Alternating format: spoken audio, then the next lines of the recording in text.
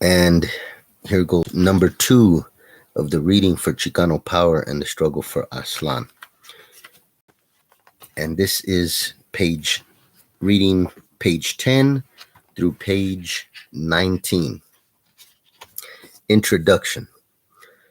Quote, the nation as a social and historical formation exists in both objective and subjective reality. It is neither permanent nor unchanging. Both its overall existence in human society and its specific manifestations are subject to the laws of material development. The nation rises and falls, is born and dies, as determined by the motion of forces both internal and external to itself. Nations are not created solely by the drawing of state borders, any more than nation states are the products of their official nations alone. Not all nations have developed nation states, and not all states have been built around specific nations. End quote. MC 12. For revolutionaries from the oppressed nations, this speaks truth to power. All matter is in constant motion, and change is the inviolable law of nature. In order for any national liberation movement to be successful, the emerging forces within the revolutionary movement must themselves move in accordance with the material laws of development. This is the only possible way we will ever accelerate the transformation of social progress and achieve our revolution. The Chicano National Liberation Movement must embrace revolutionary science if it is ever to complete full emancipation from imperialist oppression and amalgamation. History has shown us that how oppressed nations organize is determinant of their struggles. How the Chicano nation will decide to organize will be a matter of life and death to the nation, as correct tactics flow from correct strategies, which in turn flow from correct political lines. Related to this point is the fact that there has been a renewal of discussion amongst the imprisoned Chicano lumpen concerning the national colonial question of the quote, Southwest United States, unquote, otherwise known as Aslan. As such, and in recognition of the material laws of development, the Chicano National Liberation Movement behind prison walls has begun to reconvene on a revolutionary nationalist footing. We should take into account that this effort means to us, to Aslan, and to future Chicanos and Chicanas. Many of us already know and understand the bloody historical contradictions within the Chicano nation. Most have come to understand that the Pintas were battlegrounds where brown on brown crime was the normal program. But this was incorrect practice and fomented further divisions within our nation. For too long, Raza have allowed the state to find ways to separate us. This is changing. The authors of this book have provided us with the most current, correct, and concise work out there with which to attract the Chicano lumpen to our cause. Therefore, in reading Chicano Power and the Struggle for Aslan, we hope that one obtains a clear understanding of the nation and its need to be liberated. We also hope that this book challenges the imprisoned Chicano lumpen to critically think about their place in history and the world. There is indeed a Chicano national liberation movement that has begun to redevelop behind prison walls, and national liberation will become a real possibility for us as capitalist crisis continues to heighten. But before going into this subject any further, it is essential that we build a foundation on which we can unite and push the movement forward. To do this, we must address two widely held points of contention within the Chicano community. First is the concept of Aslan as a social and historical reality. Second is the very definition of Chicana itself. Quote, as words are another way of defining phenomenon, and the definition of any phenomenon is the first step to either controlling it or being controlled by it. End quote. Thus, we will begin by putting the term Chicano into its proper historical context. The origins of the term Chicano are found in the word Mexica. Mexica was changed to Mexicano through Spanish mispronunciation and was used to refer to all people all over what would become Central America and the so-called, quote, Southwest United States, end quote. Chicano and Chicana are just shortened versions of Mexica and have long been considered acceptable variations on Mexica. The Spanish applied the gendered forms of their language to the people they conquered, with the masculine, quote, o, end quote, being used to refer to both men and women. This is an artifact of the Spanish language that evolved within a patriarchal society. Language is part of our culture, and we must revolutionize our culture to transform the nation. Therefore, we have chosen to use the gender neutral term Chicana Chicano to challenge the influence that patriarchy and machismo has had on our movement. We will only gain the full support of the people by challenging the oppression of all people.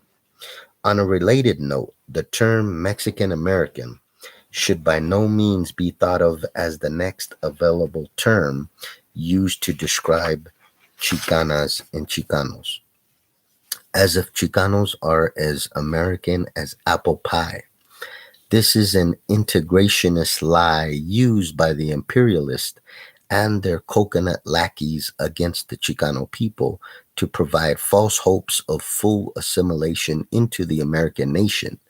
Their intent is to distract us from real solutions to the problems of national oppression. To say that we are Mexican American is to say that we have identified with our oppressor, thus disavowing our own and casting off into the abyss the oppressed people of the world. Instead, we recognize that we are a nation separate from America, with a separate history. Our nations do not intersect. Rather, they contradict via the oppressor slash oppressed nation dynamic. Activists before us refused the terms Hispanic and Latino as fully and concisely definitive of the Chicano people. They correctly recognized the relationship of the general to the particular and saw that bourgeois academia was purposely jumbling these terms so as to keep us ignorant of our history. The activists further stated that, quote, we cannot coin terms for unity's sake when these terms fail to fully represent our diverse communities, end quote. We fully agree. They also correctly saw the potential for the term Chicano to fill the void left by the rejected terms and become backwards in its own right. Hence, the following was said perhaps as a safeguard against potential national chauvinists politicking on behalf of Chicanos. Quote, Chicanismo does not seek to use the word Chicano as an umbrella term when describing all of la familia de la raza. Rather, Chicanismo seeks to educate our barrios and campos about our history and culture, to further create a movement of self-determination for the liberation of Aslan, something that Hispanic and Latino has yet to recognize, end quote.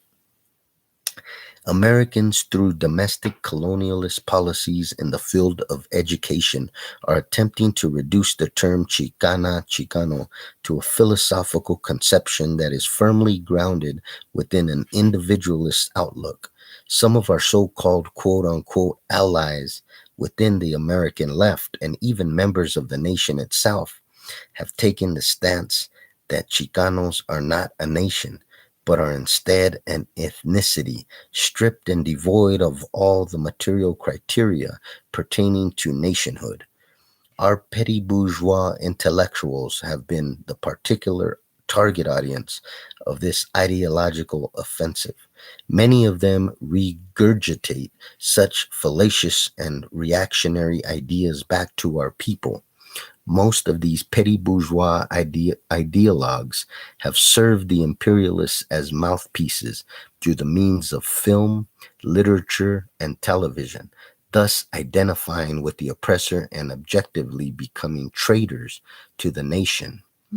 This erroneous reasoning is nothing but oppressor nation politics, which are grounded in their desire to preserve their own material interests within a potentially revolutionary scenario. Liberalism is a petty bourgeois philosophical outlook that rejects ideological struggle and stands for unprincipled peace. In particular, what is practiced within the university settings teaches students that everyone's opinion is equally valid and carries equal weight, thus bearing the truth and discouraging students from reaching correct conclusions. Effective manipulation is owed in large part to various liberal multiculturalist courses and so called quote unquote ethnic studies departments in America's universities. The universities have been tasked with carrying out this virtual indoctrination of the Chicano intelligentsia, who, along with the imperialists, have been greatly successful in erasing the national question of Chicanos in Aslan. Within these university settings, our culture is projected as quaint. Quote, they teach us to celebrate culture while simultaneously offering workshops on how to manage diversity. But within these workshops, however, conflict rarely arises, nor does it offend. End quote. Alongside this academic indoctrination are the very real material concessions made available to the Chicano people in the form of super wages. These super wages are actually extracted and reappropriated to Americans via stolen super profits from the global periphery. Super profits and other abundant goods are used to bribe Chicanos and ensure their loyalty to the oppressor nation. High living standards due to the proximity and integration of the Chicano nation with the empire have resulted in the embourgeoisement of some raza.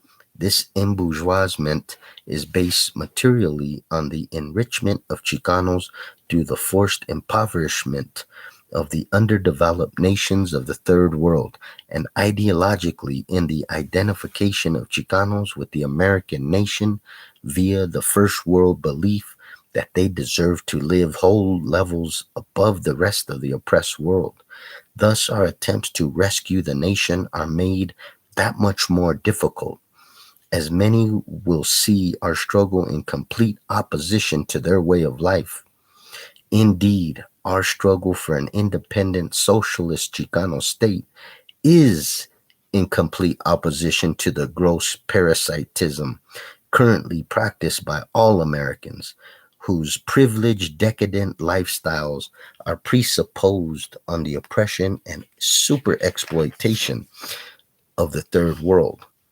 Or, as the Communist International more eloquently put it when speaking of the European and American so called proletariat in 1919, quote, at the expense of the plundered colonial people's capital, corrupted its wage slaves, created a community of interest between the exploited and the exploiters, as against the oppressed colonies, the yellow, black, and red colonial peoples, and chained the European and American working class to the imperialist fatherland. End quote. This quote unquote chaining of the American and European working class is more commonly known and firmly pronounced in the labor aristocracy theory, famously put forward by Friedrich Engels, V.I. Lenin, and in more recent times, the Maoist internationalist movement. The Chicano nation is no exception to this bourgeoisification, like all other oppressed nations within the United States, except for perhaps undocumented migrants and the various First Nations who, by and large, still find themselves living in subhuman conditions. Indeed, even the Chicano lumpen benefits from this oppressive relationship. However, due to the precarious stratification of the lumpen and the imperialist refusal to Let us fully integrate into America. Our allegiance to the imperialists is more tenuous. As the lumpen experience oppression firsthand here in America, we are in a position to spearhead the revolutionary vehicle within U.S. borders.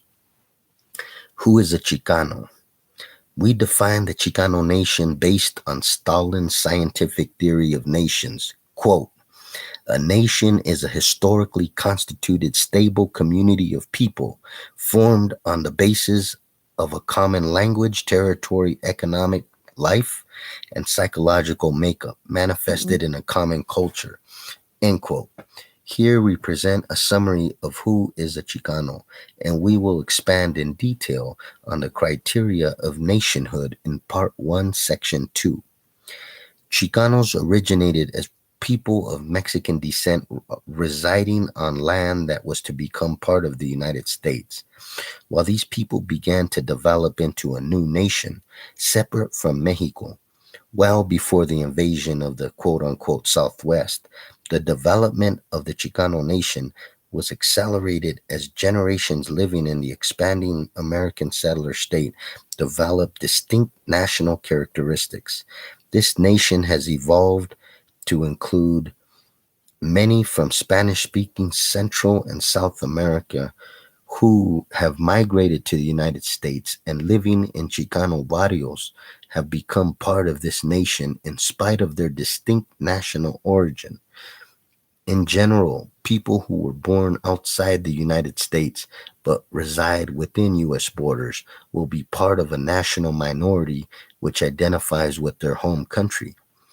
They share the language and culture with their home country, and often they are sending much of their income there, perhaps even still planning to move back to their country of origin and considering that their territory.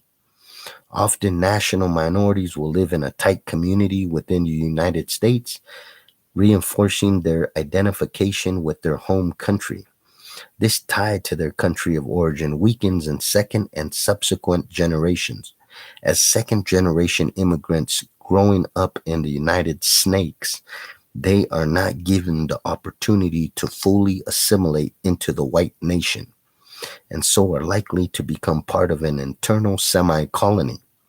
Similarly, people who migrate to the United Snakes as youth often do not identify with their home country and grow up within an internal semi colony. We see the majority of youth migrants and descendants of migrants from Latin American countries assimilating into the Chicano nation, while the factors which formed their nationhood were not commonalities amongst their home countries, nor for the recent migrant imperialist America creates conditions for these Latin American nationalities to come together. There is the alternative that a minority of Latin American descendants take, which is full assimilation into the white nation. While not an option for most, those with lighter skin, no accent, and a wealthy family, as well as a few exceptions to the rule, have managed to gain full benefits of the white nation and do not share a common territory, culture, or economics with the Chicano nation. People like George Zimmerman, who murdered 17-year-old new African Trayvon Martin for walking through his neighborhood, represent this group. What is Aslan? Who are La Raza? Simply put, Aslan is the name of the Chicano nation's national territory, more commonly known as the quote unquote Southwest United Snakes. End quote. Aslan is also the word used to identify an internal semi colony that has been and continues to be oppressed. The Chicano nation of Aslan developed in the territory of Aslan during the American capitalist imperialist stages of development. Before the concept of Aslan was ever used by Chicano revolutionaries as representative of our struggle against imperialism, Aslan was originally conceived in the 1960s as a propaganda tool used by cultural nationalists. We must move beyond such traditional and isolated celebrations of Mexican culture in which Aslan is currently steeped. The cultural nationalists envision Aslan as a semi indigenous, stateless society in which the Chicano people, who they saw in the 1960s as distinctly Mexican in origin, could go back to living in pre Columbian tradition, free of Western influence. Indeed, for the cultural nationalists, ridding the nation of European culture and thought, Marxism included, and even technology amongst the stricter adherents of quote unquote tradition was, was itself principle. Their hate of the imperialist state was only relevant so far as they viewed the nation state and imperialism as products of all things European. There are still contradictions within Aslan that must be resolved, none more important than the contradiction between those wanting to side with empire and those wanting self determination. For those seeking liberation from imperialism, we must recognize that this can only be accomplished via the Maoist road, as only the communists are capable of dealing with the principal contradiction in the world today. It is therefore the duty of communists from the Chicano nation to begin constructing class, nation, and gender alliances amongst Chicanos that advance the revolutionary interests of the nation to attack the very foundations of U.S. imperialism. A related term that we will use throughout this book is raza. Raza is the Spanish word for race or people.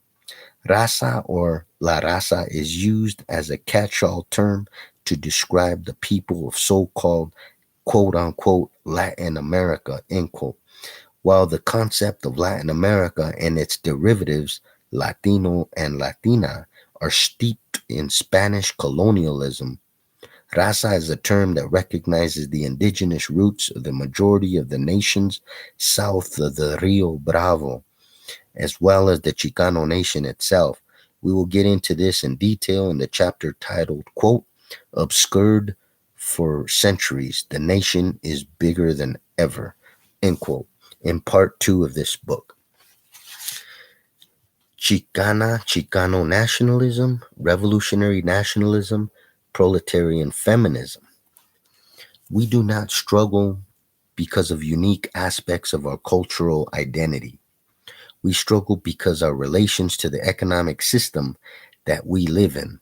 Our struggle's class nature may be obscured by its national character, which at this point in the United Snakes is determined by the principal contradiction of the oppressed nations versus the oppressor nation. Chicano nationalism within the context of anti-imperialism and the struggle for Aslan is revolutionary nationalism, nationalism of the oppressed, and applied internationalism. Our Chicanismo has a class character, and our liberation requires the leadership of class interests that are opposed to imperialism. Just as all national liberation struggles in the Third World are directly connected to the emancipation of the proletariat and peasantry, so are those same class struggles nationalistic at their core in the era of dying imperialism. Their national characteristics might be obscured by the varying degrees of participation from the various classes within the nation, just as they have their compradores and neo-colonial regimes who are in the service of finance capital. So do we. But due to the different overall class makeup of the Chicano nation compared to third world nations, our struggle for national liberation is led by the lumpen class, as we will explain in more detail throughout this book. While we see the liberation of our national territory of Aslan as our principal cause, we also recognize the world proletarian revolution is necessary to end all forms of oppression. In any struggle for independence, the primary nation leading the charge never goes it alone. No national liberation struggle is ever pure in the nationalistic sense. but is made up of various oppressed people who are attracted to its cause. This oppression may be along lines of nation, class, and or gender. As such, it is only natural that some of our forces will be include raza, who are not Chicanos, as well as those who have come to identify as Chicanos, as many will see our struggle as their own. Our Chicanismo does not underestimate or undercut any other oppressed raza from quote unquote Latin America or anywhere else here in the United Snakes that is equally striving to break from the yoke of imperialism. Chicano nationalism must support the interests of other oppressed nations and national minorities, both from Latin America and elsewhere in the world. Our struggle is a revolutionary nationalist struggle and should be comprised of a united front between the Chicano lumpen, the semi proletariat, and the left wing section of the petty bourgeoisie, who are amiable toward the revolution, working in close alliance with the Mexicano and other raza, national minority, proletariat, semi proletariat, and petty bourgeoisie within U.S. borders.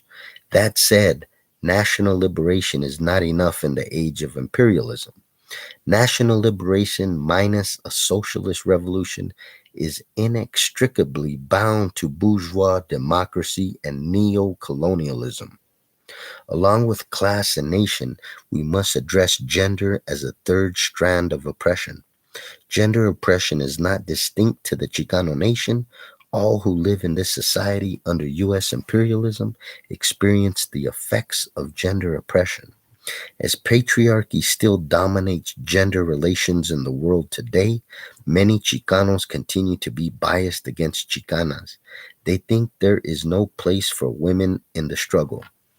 What many of our Chicana predecessors knew long ago, and what most Chicanos are just catching up to, is that there is an interconnection between nation, class, and gender, and that our struggles must also be interconnected in order to be successful. In our study of contradictions, we can see that feminism without a national struggle may lead to some benefits for some women, but cannot lead to real women's liberation and equality. This is especially true for oppressed nation women. On the other hand, a national struggle without a feminist element will limit itself, never achieving communism. Historically, national struggles tend to resolve gender contradictions out of necessity, where gender struggles have never made this progress. For those who may still be confused or are new to the Chicano struggle, it is not a matter of us allowing women to be part of the Chicano struggle, as they have already been part of the struggle, giving their raw energy, sweat, blood, and lives. It's a matter of everyone understanding that women are a major component to our liberation movement. Without Chicanas and their full participation, there will not be a liberated Aslan.